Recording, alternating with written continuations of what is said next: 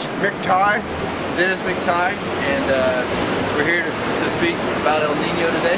Don't worry, I'm not as scary as I look. And we're going to discuss El Nino with you and kind of give a background history and understand what it's all about. So, Dennis, you're a former NOAA employee and Sir, 1979 and 93. Air Force meteorologist. Air Force meteorologist stationed in Hawaii. That was a really good gig. Thank God I didn't get drafted.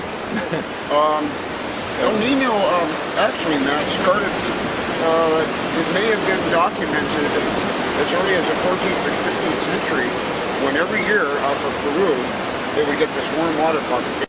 They call it El Nino for the Christ child or the child. That's El Nino or La Nina. That's female, El Nino, and La Nina is no friend of ours. And I tell you, it sets up in the way of drought, snow surf, snowboarding's terrible around here.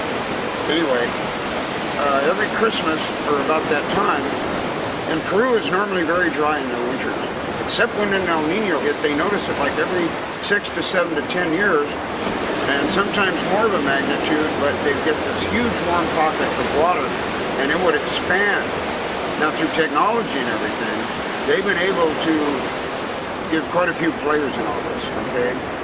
Usually it forms, like I say, around Christmas. It can build for the next several months.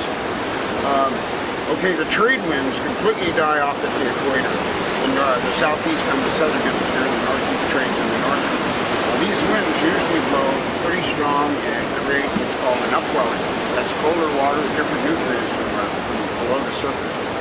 Say up to 300-500 feet below the surface. When the El Nino happens, what happens is these trade winds that blow almost non-stop 20 to 30 miles an hour around latitude 15. And that's where most hurricanes in the northern hemisphere form, around latitude 15 to 17 north. That puts you in a line from, like, say, Costa Rica or El Salvador across to the western coast of Africa. So this El Nino phenomenon, sometimes it can really blow up. Now the 82-83 El Nino was a once-in-a-century thing. The 97-98 was comparable.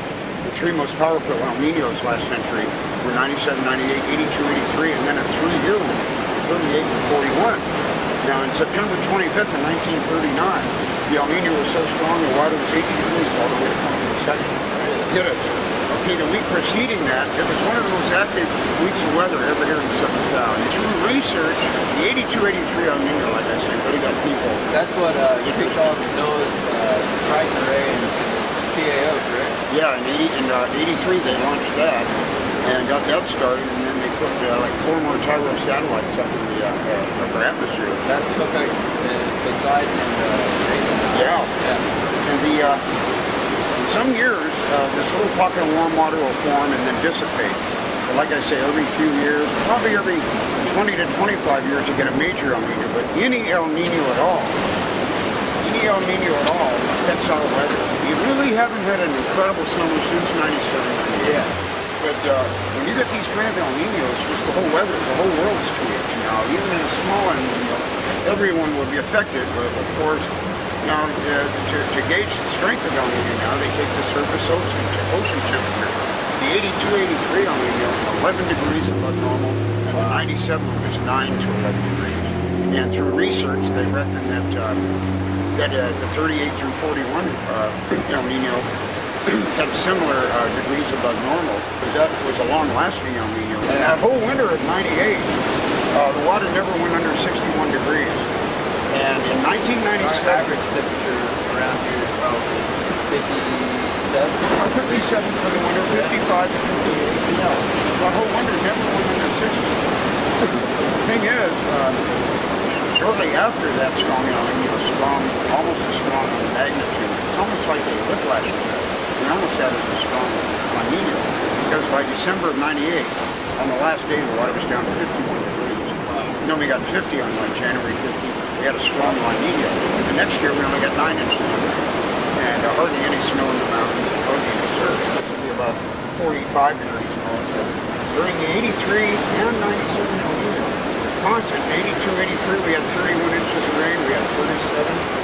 That's what was so unique about the summer of 97. By April 5th, the water was already 70 degrees. On income tax day, it was 75. It blew really well. The water temperature between April 5th and November 20th of 1997 1997, never went under 70 degrees. I think we have 4 climates here: fire, flood, earthquake, drought. We got 3, yeah. Now we're due for a shaker, you know. Yep. This has been Matthew Willis and Dennis Mctye for Cosmology Mode. Thank you very much. You'll probably have to slow it down to 33 now. Thank you. It was a privilege to be able to share this with all you guys. Yeah, that's Awesome. great. It's been awesome. Thank you very much. Thanks, folks.